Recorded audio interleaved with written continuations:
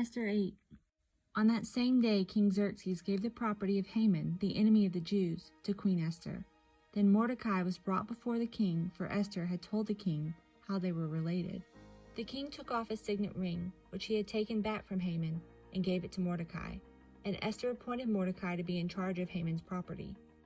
Then Esther went again before the king, falling down at his feet and begging him with tears to stop the evil plot devised by Haman the Agagite against the Jews.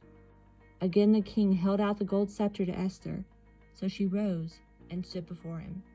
Esther said, "If it please the king, and if I have found favor with him, and he thinks it is right, and if I am pleasing to him, let there be a decree that reverses the orders of Haman, son of Hammedatha the Agagite, who ordered that Jews throughout all the king's provinces should be destroyed. For how can I endure to see my people and my family slaughtered and destroyed?"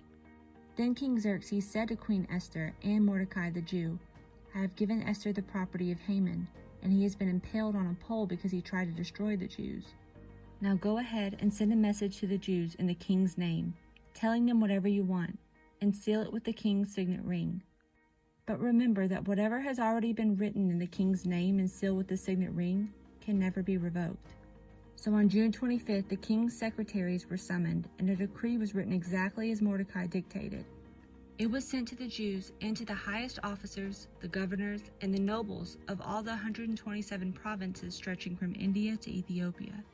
The decree was written in the scripts and languages of all the people of the empire, including that of the Jews. The decree was written in the name of King Xerxes and sealed with the king's signet ring. Mordecai sent the dispatches by swift messengers who rode fast horses especially bred for the king's service. The king's decree gave the Jews in every city authority to unite to defend their lives.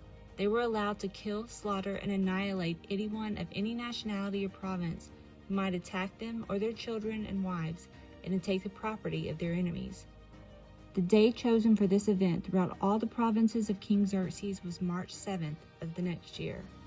A copy of this decree was to be issued as law in every province and proclaimed to all peoples, so that the Jews would be ready to take revenge on their enemies on the appointed day. So urged by the king's command, the messengers rode out swiftly on fast horses bred for the king's service. The same decree was also proclaimed in the fortress of Susa. Then Mordecai left the king's presence wearing the royal robe of blue and white, the great crown of gold, and an outer cloak of fine linen and purple. And the people of Susa celebrated the new decree. The Jews were filled with joy and gladness and were honored everywhere.